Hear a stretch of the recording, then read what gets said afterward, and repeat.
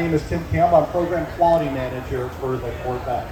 So I'm going to spend just a minute kind of describing what that is, because whenever I tell people what I actually do, they kind of wonder what exactly do you do. So I've been on the program team now for about 7 years, basically really since even before the inception of this program. And what the program quality team does is all the way through the development process of a new product.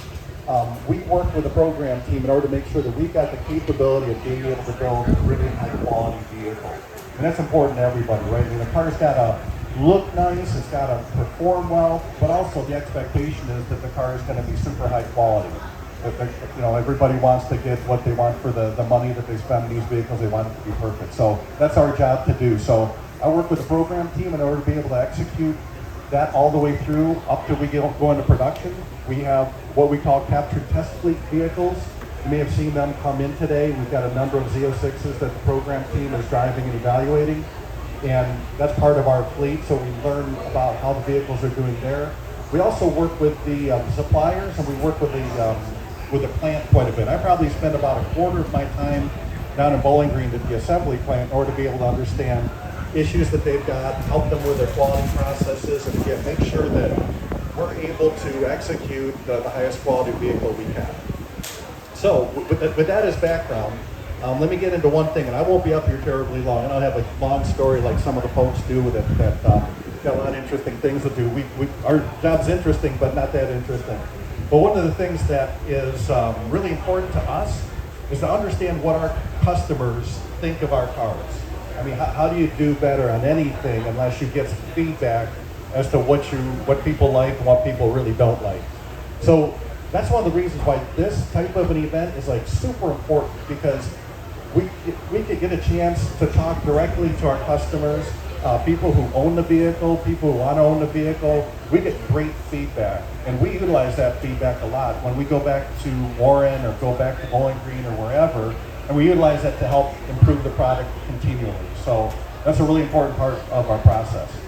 But so we probably get, I mean, we try to answer every question everybody has here, but we probably get more information from you than you might even from us, because it just really helps us as we develop what's going on. The second, and one other thing about that, not a lot of programs have the flexibility or the ability to do that. For instance, one of the programs I'm also responsible for is like the Chevy Malibu, which is a wonderful car, but we don't get a chance really to interface with Chevy Malibu customers very often. There's no Chevy, Chevy Malibus of Carlisle or anything like that. There's nothing like that. So we don't get a chance to do that very often. So we rely on other things in order to be able to get feedback on what folks think of their cars. And one of those is J.D. Power. I mean, how many people have heard of J.D. Power? I figured. I mean, they do everything. There's surveys that they do on stereo systems or on hotels. I mean, they're everywhere basically. So they basically find out what people have been buying. They send them surveys. Hopefully they get a number of the surveys back, and they do, thank goodness. I think they throw $1 in there or whatever in order to be able to be an incentive for you to be able to fill that out. But then they take that and they start tabulating it. And they do it for every single vehicle that's sold in North America. There's some vehicles, and let's say it's a niche vehicle, and there's not very many that are sold. Let's say it's they only get 50 surveys back. They don't even display that. It has to be over 100 surveys, so it eliminates some programs just because there's not enough cars out there and they don't get enough surveys back. But by and large, most vehicles do get enough surveys. Our car is a high enough volume where we get quite a bit of surveys back. Porsche gets a number of surveys back, the Toyota Supra, all these other vehicles, they're kind of in our segment. So again, we are not only able to understand what you think based on all the questions they ask, what you think of your car, we can compare it to all of the customers that drive these other vehicles also. And so we can do comparisons around that. Now what J.D. Power does then with all that information is they then have segments of different types of vehicle. It would be kind of unfair to say, well, every vehicle's created equal, and so we'll just top to bottom. They make it in segments. This is performance electric car segment. And so it's got, like I say, Porsches, it's got Toyota Supras, it's got both Porsches, the 718 and the 911. And so we're up against vehicles in that segment. So when if you're familiar with JD Power, you may also know there's a number of JD Power surveys.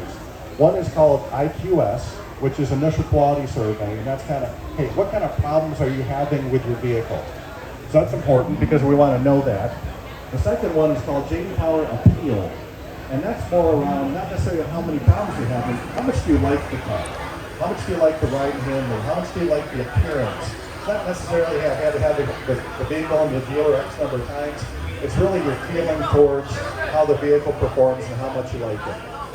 There's a third one also called JD Power VDS, which is the Vehicle Dependability Study.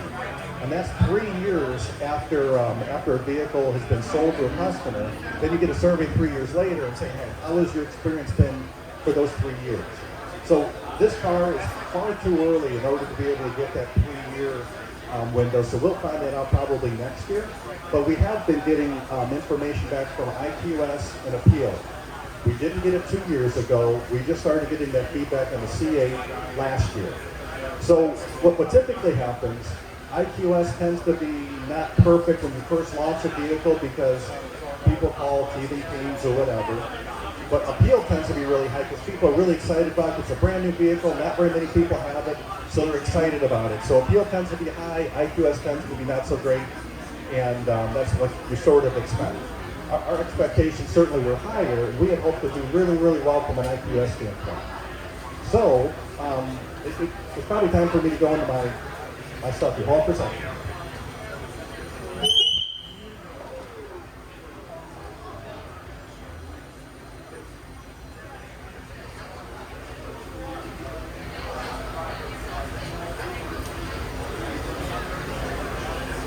So, as you can tell, we have a little bit of hardware to show off here, which is wonderful.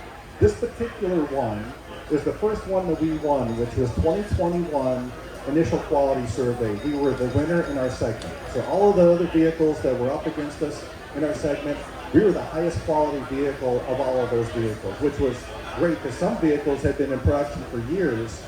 We, in really the first year of being able to be eligible for this, we won it, which was outstanding. So we're super proud of this as a program team.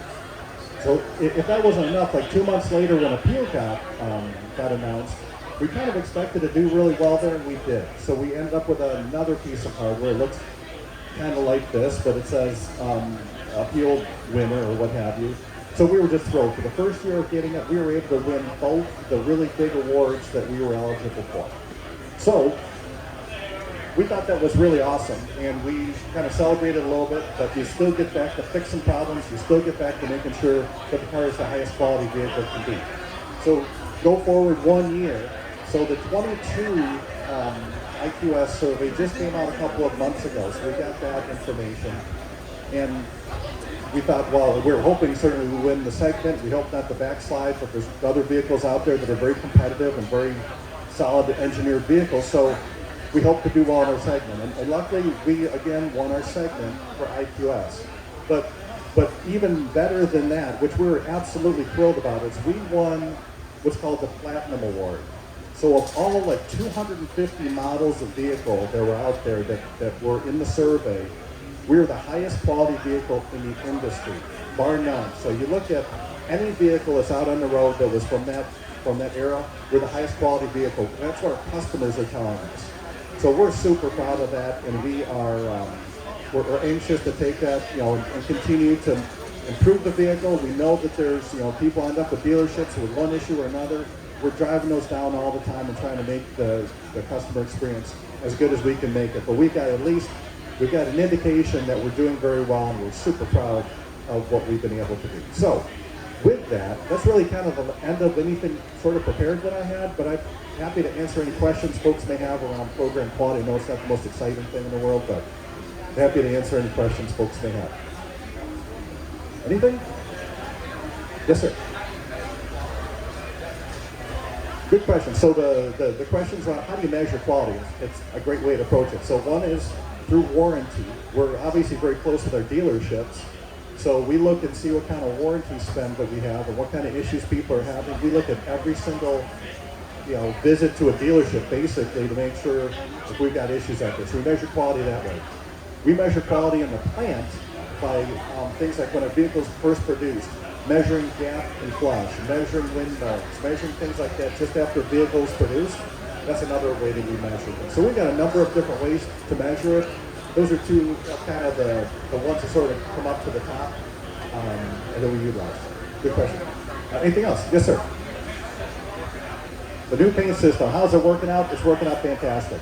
We have super, you guys are really, you're picky when it comes to paint, and I don't blame you. I mean, everybody wants to have a great paint job, and the paint shop that we did just at the end of C7, that's been in there for all of C8, we've seen a marked improvement in the capability of the paint. I mean, it is still, still one of those things that people still look on their hands and knees, look for dirt speck or anything like that. I'm not saying we don't have any of those, but it's significantly decreased. We're right there with all of our competition, or better than our competition for paint. Because the JD Power survey that I mentioned, they break it down into everything, like, paint, ride handling, they break it down into powertrain. So we know very specifically what they think. And also there's a place in there, if you've ever filled out a survey, to put verbatims, meaning you can write in something. And I read every one of those. We have 500 or 600 people write in comments. And so I read every one of those to see what people had to say.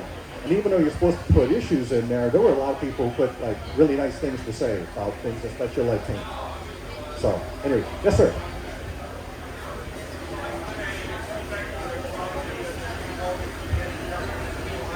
That's another great question. How is the supply chain affecting the quality of components we're getting from our suppliers?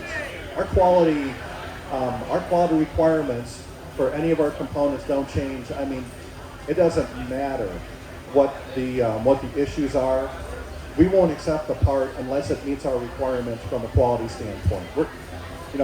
We work very closely with our suppliers, even though they're distressed or there are supply chain issues that they're running up against. Really go in and we'll help them, we'll work with them and try to be able to improve their situation.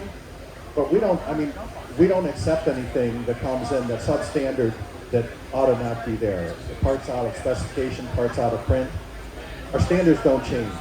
So the cars that you build, even though the plant may have issues where they have to stop and then ramp back up, we monitor that very close and make sure every car is the same quality, regardless of any type of issues like that. Okay? Any other questions? Okay, well thanks everybody for your time. I appreciate your attention. Everybody have a great day here. Thanks.